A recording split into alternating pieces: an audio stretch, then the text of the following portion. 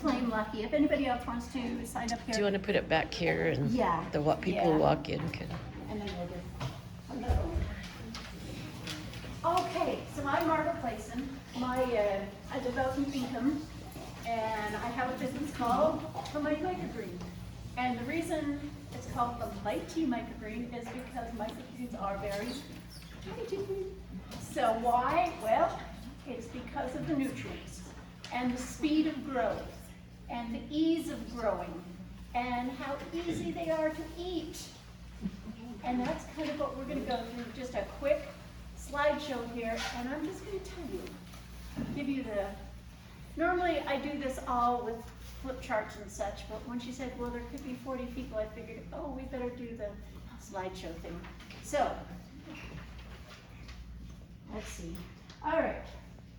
So, the difference between sprouts and microgreens, like alfalfa sprouts. Somebody told me they couldn't understand when I said sprouts, what I was saying. You know what that means, right? Yeah, sprouts. Sprouts. Anyway, so sprouts are, you generally grow them in a jar.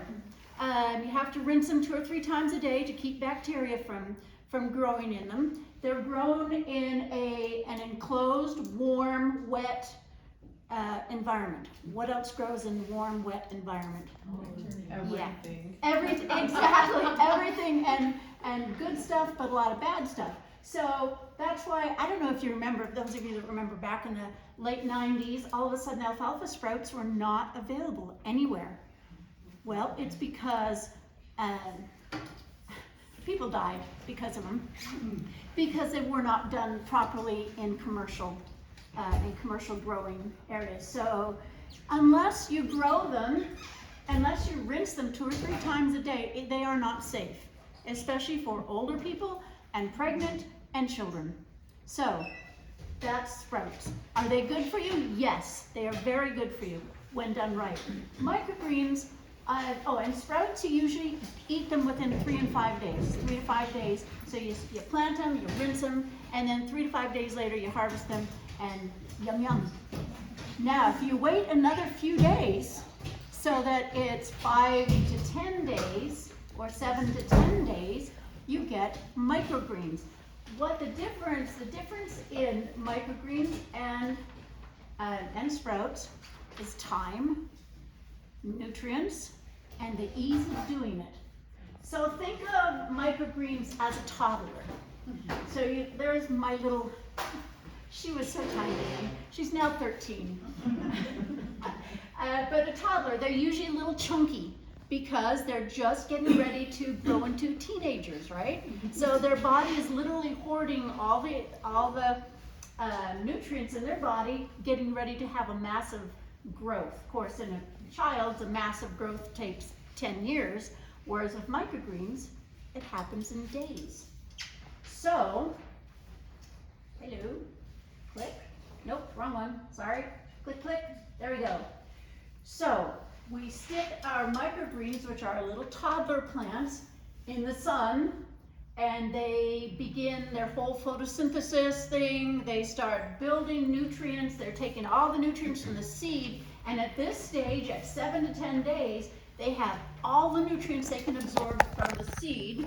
They've gotten all the nutrients. Their little photosynthesis factory is working overtime, and they are ready to explode into growth. What we're doing, though, is just eating them before they explode into growth. But right now, at this stage, they have up to 40 times more nutrients per ounce than a full-grown vegetable. So if you look at this piece of fake broccoli, and you look at this little tray of, broccoli greens, this and this, there is a little comparison. Now this is about 4 servings, maybe 3 or 4 servings of broccoli. This has up to 6 servings of broccoli. And anywhere between 10 and 40 times more nutrients, depending on the nutrients in it. So, there's one benefit there. Okay, so is it easy to grow? Yes. This is another one of my granddaughters. I'm very lucky. I have lots of photogenic granddaughters. And this again was a few years ago. They are easy enough for a child to grow. My then 3-year-old granddaughter in Florida was growing all her own. With help, of course, because she wasn't the tidiest. Okay, I'm gonna just take a quick, where are the, That's kind of cruel today. say that? It's kind of cruel. Yes, I'm sorry, yeah, I just needed one of those. So, these are coconut trees, of course, and yeah, sorry, we don't grow coconut trees here, but you know, they're in warmer, no snowy areas. On the coconut trees, of course, grow coconuts, and that's how a coconut grows. This is a coconut. What do we eat? Well, we eat the inside part of the coconut. So in a coconut, well, think of a peach. If you get a peach, you eat the outside and you throw away the pit, right? The pit is actually the nut. In a coconut, you throw away the outside and you eat the inside of the pit. And all that outside stuff, years and years ago, or called, decades ago, it would just get thrown in a pile and burned or thrown in the ocean. Either way, a big ecological disaster. And then some smart person realized, well, duh, what is the purpose of that coconut? To grow a new coconut tree, right? And the stuff on the outside is to nourish it as it grows. Well, somebody figured out, well, if it'll grow a coconut tree, it'll grow plants. So that is what we're going to be planting in today, is coco coir. Now, the reason I tell you this is there are different ways to grow microgreens. For the first probably 25 years of growing microgreens, I didn't have access to coir, and I used a potting mix. Now, you cannot use garden soil. Even though you go down to oh my goodness, last year I was at Home Depot, and I needed potting mix for my tomato plants, and there was this big sale on, I didn't look, I didn't read, a wonderful sale on soil, bagged soil, and I immediately thought, oh good, I'm gonna get a pallet, because, well, I filled up my basket and then read the things, and it's garden soil. Yeah, well, garden soil does not work if you're growing in pots. And the reason is because garden soil is dense. So if you're growing in a pot, or in our case, little trays, there needs to be air in there. If you try and use garden soil, the roots will smother. So we use coir because, number one, we're eating those long before they need a whole lot of nutrients. And number two, we need the air in the roots, because as you can see how many, can you see how many plants are in there? There's hundreds and hundreds of little plants in there. They're growing in very dense, what's the word? Area? Yeah, they're very dense. We'll just say it's very dense in there. Not a whole lot of air is getting in there. They don't need a whole lot of soil. The soil, for the most part, needs potassium, which coir has, just for the initial let's get going thing. And then it needs to stand up, and it needs to have enough water. Well, coir has it all. So, and coir is also, well, at least the ones that I have are organic. They are triple washed, they're clean, and they are really easy and fun to use, especially for kids, but grown-ups too. And we're gonna get a chance to everyone's gonna get a chance to grow some, but let me just show you why they're so wonderful. So I'm gonna keep talking while you watch that. Okay, so coco coir, it's also a sustainable resource. Okay, so easy. Here's the other thing about potting mixes. The majority of potting mixes, at least in the United States, come from landfills. We don't know what all else is in that landfill. For the most part, it's perfectly fine. That's what I use to grow my tomato. We live up the mountain, so we grow everything in buckets because we gotta bring them in constantly. Yes. One thing that concerns me about landfill stuff is, I see there's a lot of plastic bags. Well, yes, but most of the, when companies are making, potting mixes, what they do is, it's like our landfill, they have a compost area. Yes. Do you see plastic in the compost area too? Oh, tons of. Oh, really? Okay. Lots that of would not be- plastic bags. Yeah, Here. the people are just dumping it out with the plastic bag, yeah. Okay, well, and that brings up a whole nother topic that, you know, you don't necessarily want a whole lot of plastic. You see that? Isn't that fun? What it's doing is absorbing all the water. So you saw it was a half cup of water in there. This will turn into 1 cup of soil, which is exactly, we don't grow coconuts in the United States. Sorry, it's just not gonna happen.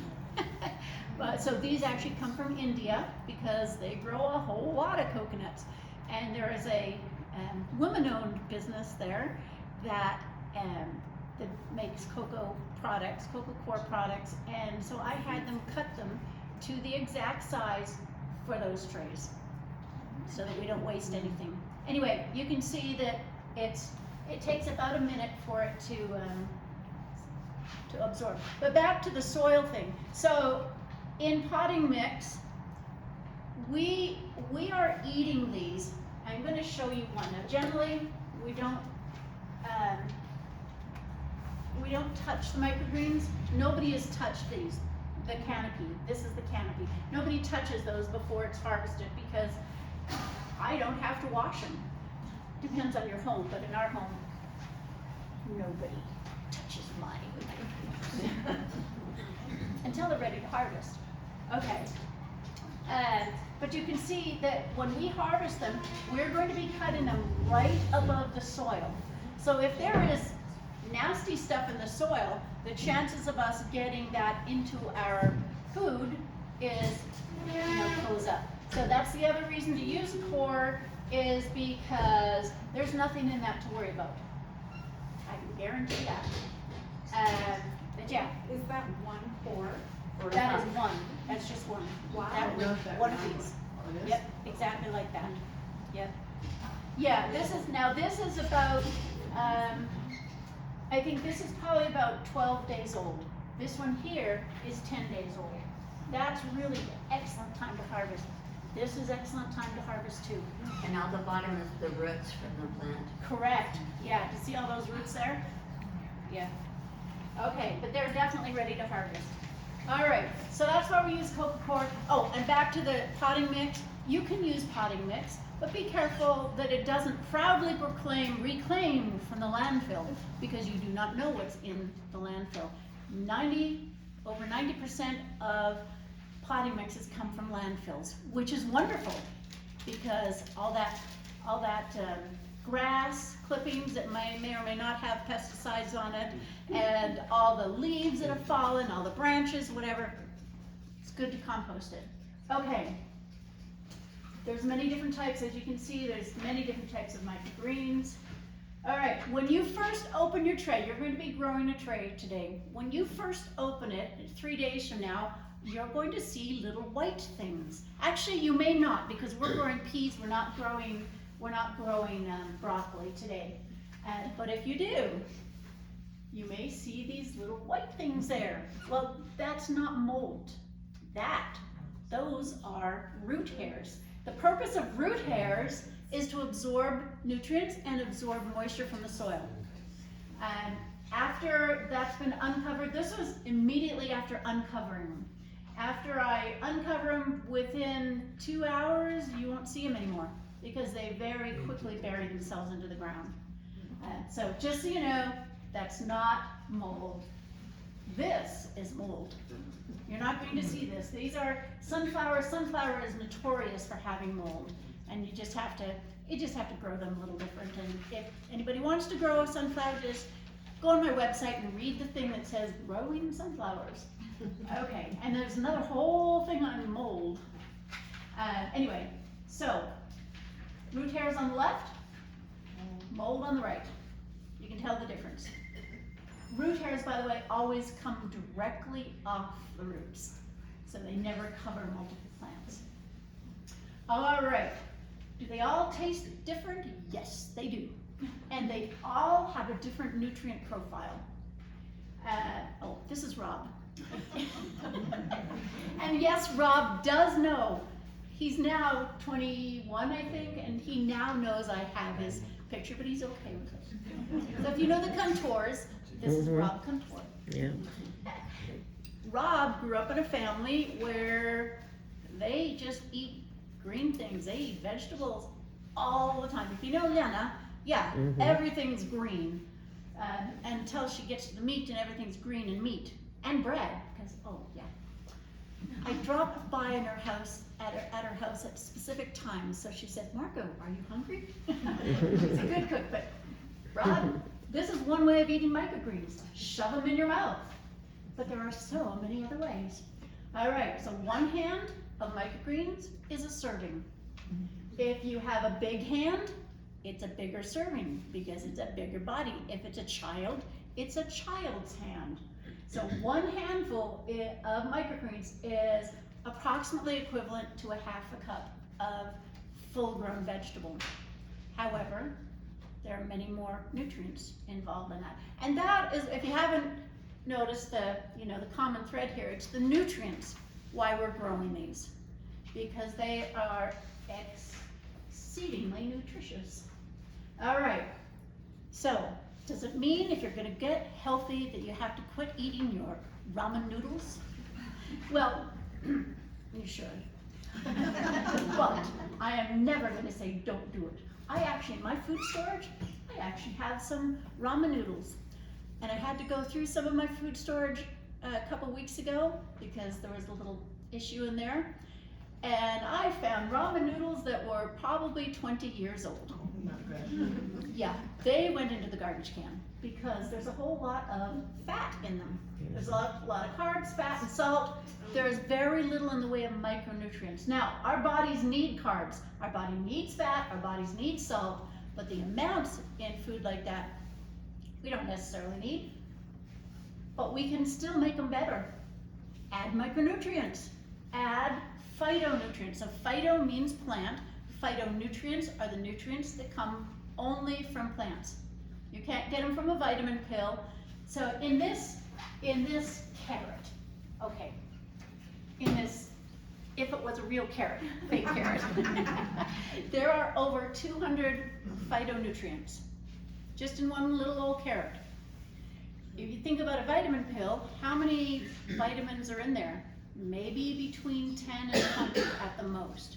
You can't get all the nutrients from a pill that you can get just eating fresh vegetables.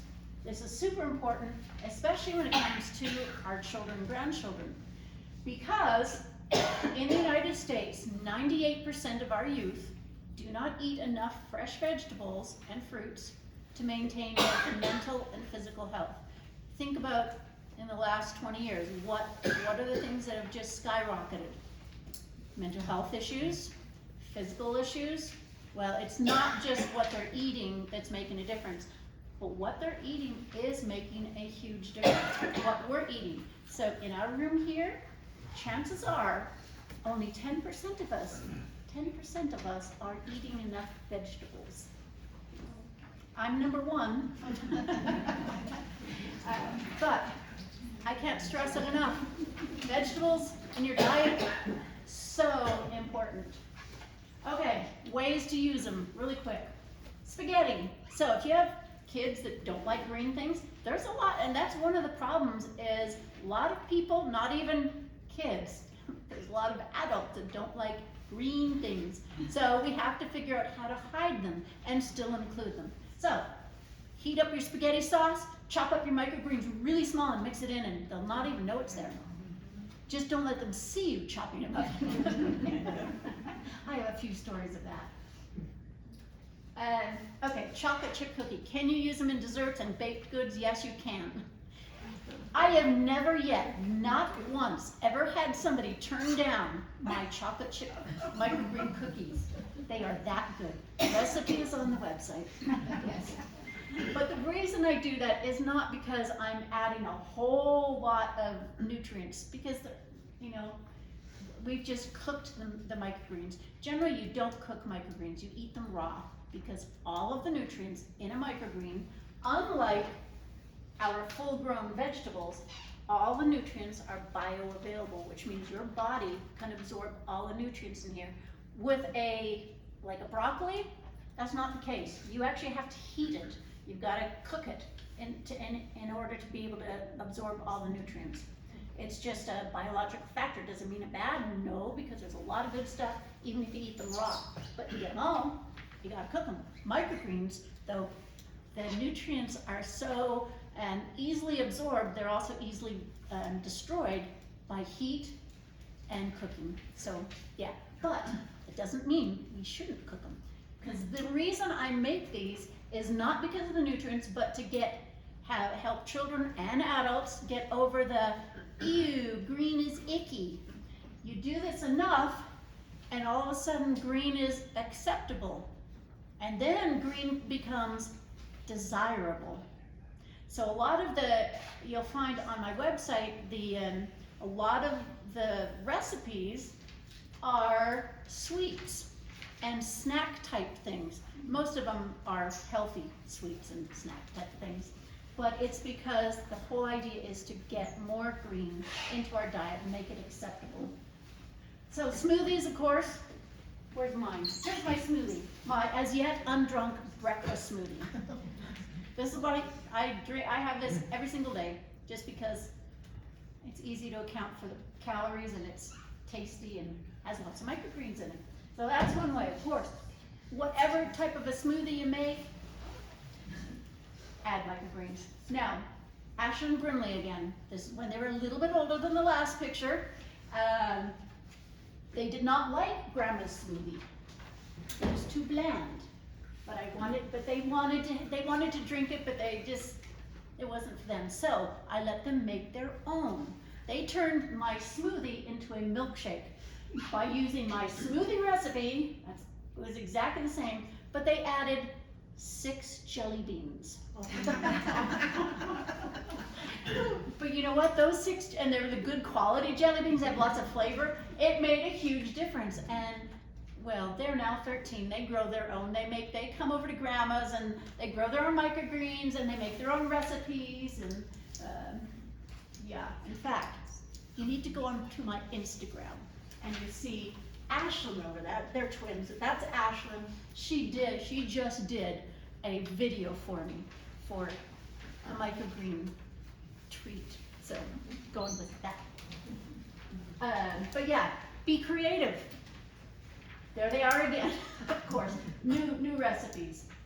How can you use them? Of course, anywhere you use lettuce, you can use microgreens. Sandwiches, of course. Okay, here is another. It's cooked, yes, but again, it's green things. We call these leprechaun waffles. And they were acceptable even for the grandson that at that point would just go when he saw green things. He grows his own too now. Yeah, avocado toast, of course. Sweet things. This is, yeah, I actually got that chocolate thing over here at DI, and we had a chocolate night, and we ate so many microgreens that night. But the whole point of this is be creative. Be creative. Eat healthy, but be creative with the microgreens. So, sandwiches, sushi, salads, smoothies. Well, there's the sushi and whatever. There soups and salads, and those are little meatballs, only they're veggie balls. Here's some more sweets. Oh, that one right there. That is peanut butter balls with microgreens. Guaranteed, you will like them if you like peanut butter. Very healthy for the grandchildren. And then, of course, desserts, including ice cream. A couple years ago, I decided, somebody said, well, you can't put microgreens in ice cream. Ha, ha, ha. Want to bet. So that is chocolate mint ice cream. Mint has green already in it. They thought it was mint pieces. Knew it wasn't. But it was fresh mint also. So yes, lots of ways to use it. Start them young. Start children young. This is Miriam when she was a little over a year.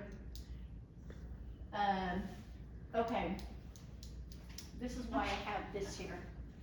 Who else loves microgreens? Well, cats do. And of course, all the bugs and all. So you don't grow microgreens outdoors. You need to grow them in the house. Grow them in a windowsill.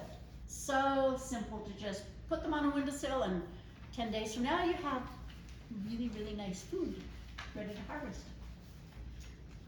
Ta-da! My windowsill. So very simple.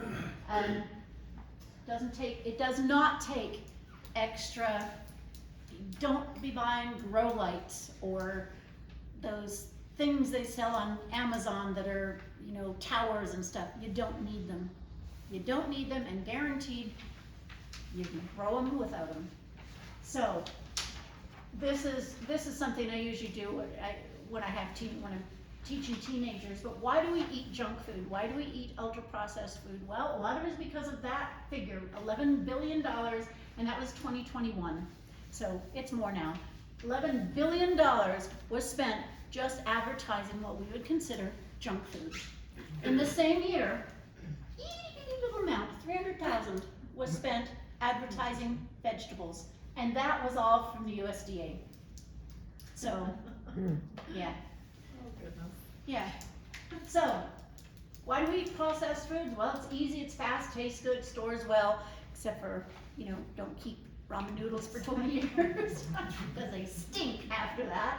And it's habits, how we grew up, whatever. But make a change to healthy foods, and it makes a big difference. All the good stuff, all the good stuff are in microgreens.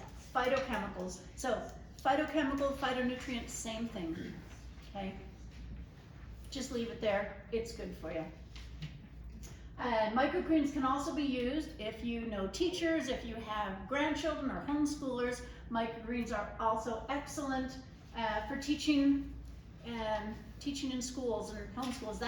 That's what my business, what we do is we aim at science, at STEM learning.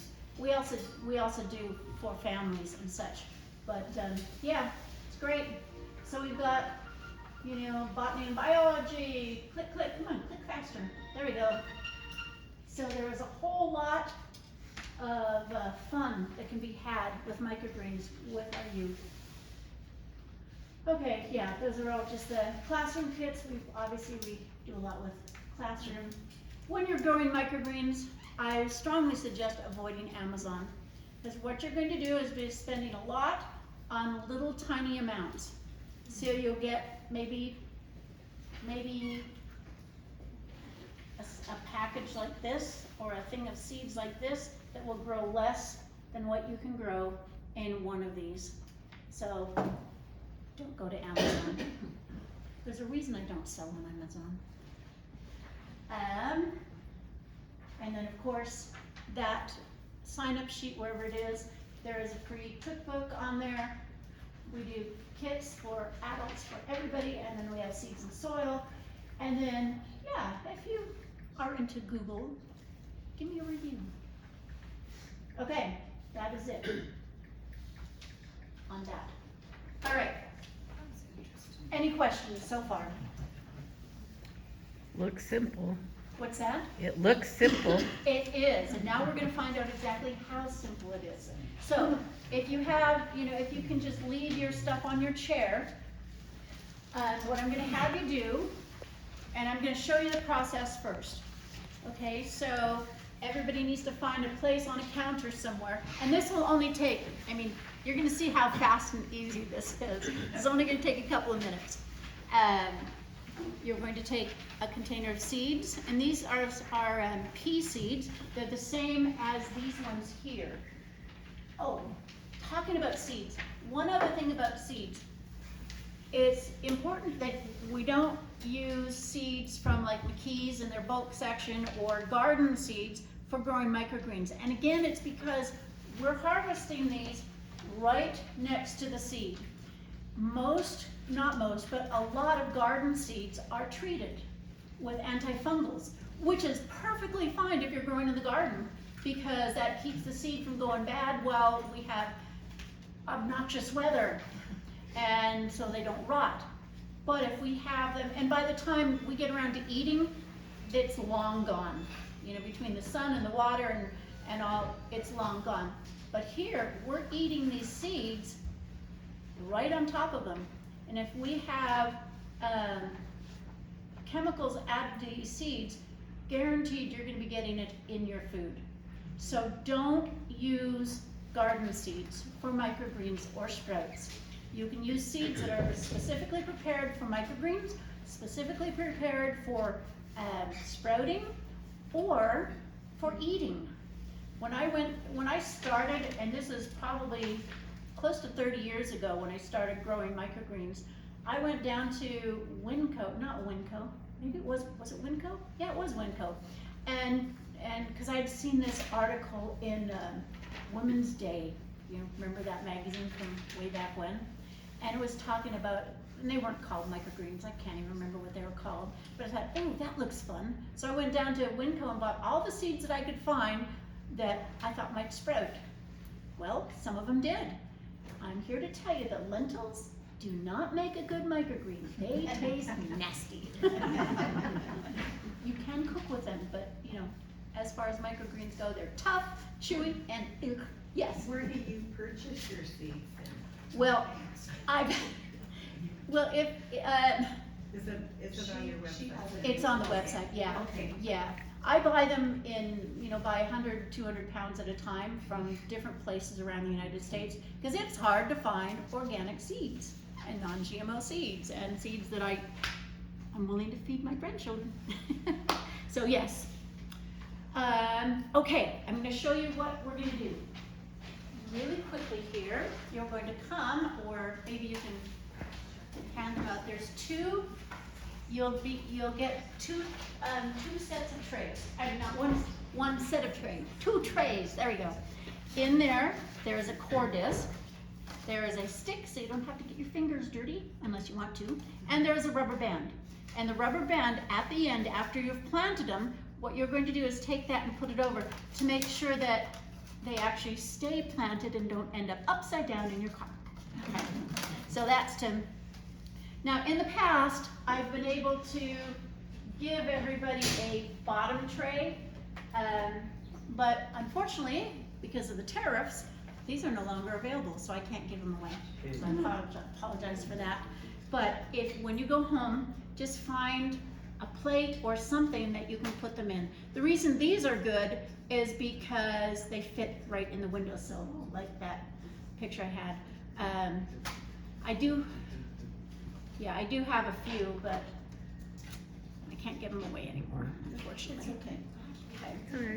But anyway, so what we're going to do is you're going to get a glass of water, a thing of seeds. You're going to drop your disc in there. After a minute, it's going to be hydrated, and then take one of your trays out, and then take the other one, and you're just going to stick it in there.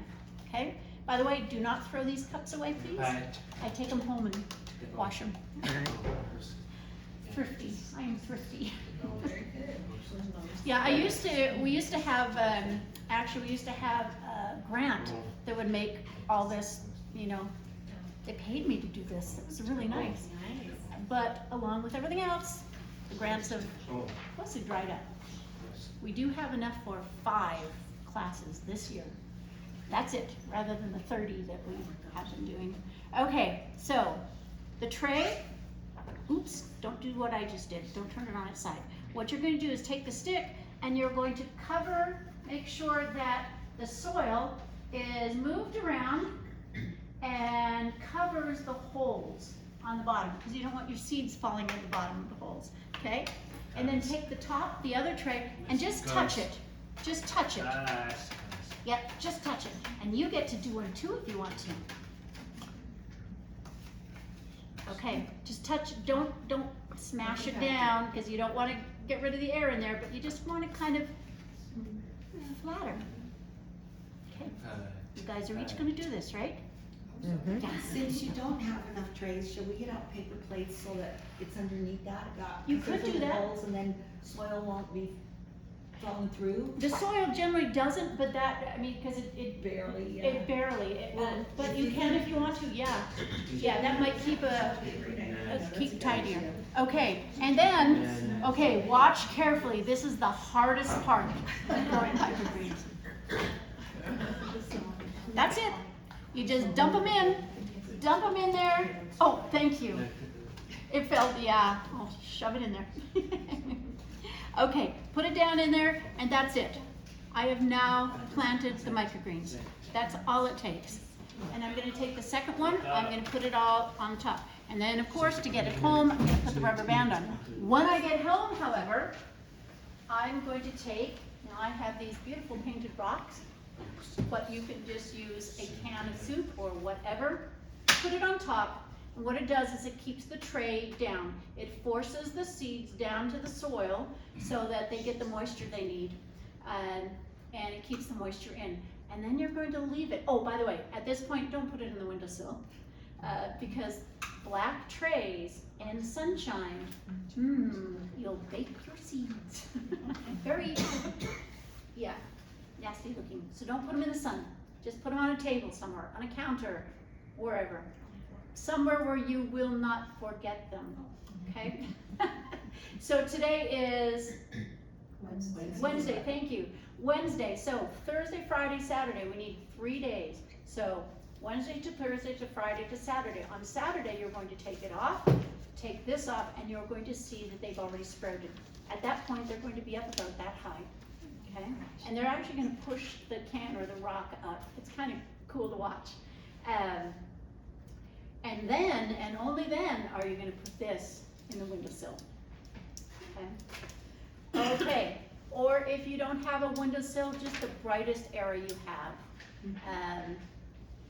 You can grow these under LED lights as well. That's what I do down in I have actually a green room in the house, and I have LED lights. If you choose to do LEDs, it does need to be like 6,500. So pretty strong, but yeah. Okay, so what we're going to do now, you have the whole process here. What we're gonna have you do is just maybe row by row, just come and grab a plate, a tray. You know what, let's put that here, and then we can just actually maybe that might be easier. Yeah, and then you can just stick in this thing. Okay, we can put the bag in there? Or Yeah. is that what you meant? Yeah, so what we'll do is just hand out Okay. for these, a cup of water and a cup of seeds. Okay, so we're gonna do so each person, and then you know what to do, right? Drop, the first thing when you get there is drop that little, what looks like a brownie and is not, into the water. Okay, let's start with the front row here. Margo, Yes. you don't have to add any water at any time. Not for the first 3 days. Thank you Really? for bringing that up. Yes. So between now and Saturday, do not add any water. This half a cup is the perfect amount. It's the other reason why we did the discs that size, because it's just the right amount. You won't need to water these probably for 4, 5, 6 days. If it starts looking dry on the top, then add just a 1/4 cup of water underneath. So we don't pour the water, in microgreens, we don't pour the water on top. There's a caveat there, though. With the ones we're growing, you could, but I want you to get into good habits, so don't. Because you can imagine if you were, and then go find it, and then take them to a counter. Go find a counter. So we'd actually lift up that top tray, put the fourth a cup of water in the, Well, what you're going to be doing, go over to a counter. Yeah, drop. There you go, perfect. Yeah, so what you're going to do is, after the 3 days, you're going to take the can out, or rock, or whatever you use, take the top tray off, keep these because you can use these over and over, and then if you need to water, put the water down below, and it'll suck it up. That's why there's holes in the bottom, so it sucks it up. On Saturday, we just leave it just like that. Yep, No, put a cover on top of it. there is no cover after this, after the cover comes off, no covers. stick it in the window. Okay, I just wanna make sure my dad's gonna give it in, he's not gonna. Well, you know what? I gotta give him directions. how to You do know it. what, and have him go onto my website, right on the front page, there's a video. He's not, Oh, you don't have to help. He's yeah, not- I get it, I do get it. This one already has the water and the seeds in it. Okay, thank you.